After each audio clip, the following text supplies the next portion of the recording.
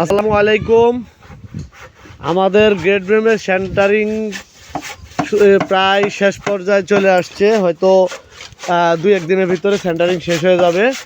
তো এই মুহূর্তে আমাদের মাঝে আমাদের ফ্রেন্ডশিপ টাওয়ার 1-2 এবং ওনার সভাপতি সাহেব আসছেন, কামাল ভাই। দেখে এখন ঢালাই কবে দিতে যাচ্ছে আমি কামাল ভাইয়ের কাছ থেকে শুনি।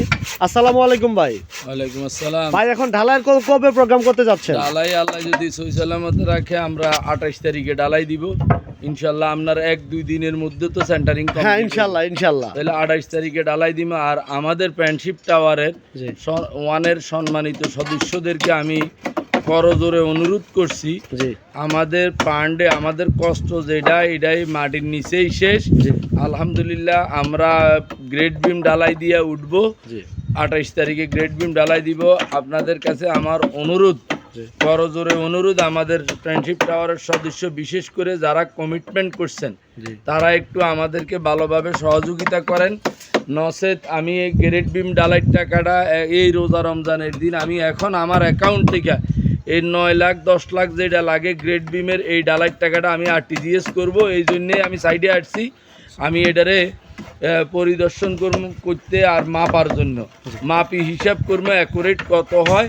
কোনো কোম্পানি ঈদের আগে ঢালাই দিতে পারতেছে না। আমি চাচ্ছি যে ঈদের বন্ধের মধ্যে ঢালাই দিব। এই যে গত পরশু দিন আপনারা তো আসলে কেউ সবাই সবার জায়গার মধ্যে আছেন, দেখেনও না, আসেনও না।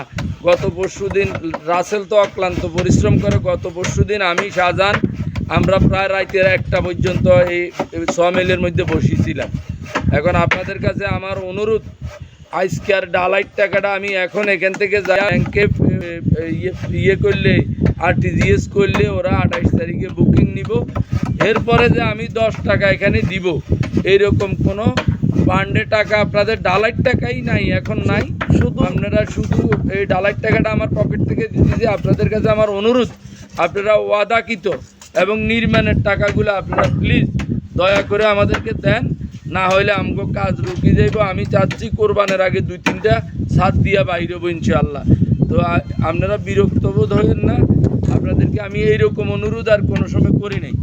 তো আশা করি আপনারা আমার সহযোগিতা করবেন। ঈদের আগে যারা পারেন ব্যাংক খোলা থাকতে সহযোগিতা করেন। যে সহযোগিতা করব তার প্রতি আমাদের স্পেশাল নজর থাকবে ইনশাআল্লাহ। এই বলে আমি শেষ করলাম। শুধু তো তাই না, আমাদের আপনারা গেট বিম দিবেন, গেট বিম পরে আমারও তো টাকা লাগবে, আমার লোকজনের টাকা দিতে হবে, আমার বিল দিতে হবে না?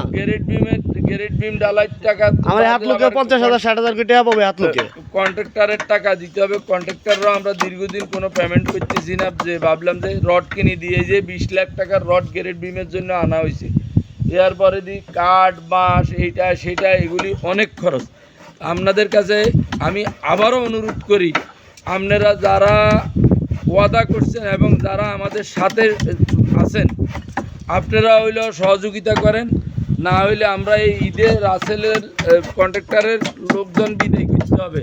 তা আপনাদের কাছে আমার অনুরোধ, বাইরের রডগুলো একটু দেখান। এই যে এখনো রড আছে 4-5 টনের মতো আছে।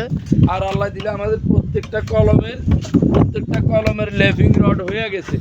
আমরা গ্রেড বিমটার পরে আবার আমাকে বড় কাম, আমরা কলমের জন্য স্টিলের বোর্ড বানাইতে হইব। এরপরে কলমের জন্য কলমের রডের চিন্তা শেষ ইনশাআল্লাহ। খালি আমরা কলমের ঢালাইয়ের পর্ব আর হইল সেন্টারিংয়ের ব্যবস্থা করা।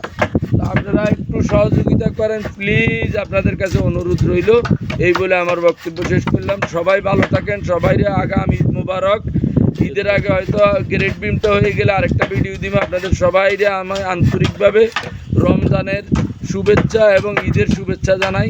এই বলে বিদায় নিলাম। আল্লাহ হাফেজ। আসসালামু আলাইকুম রহমতুল্লাহ বারাকাতুহু।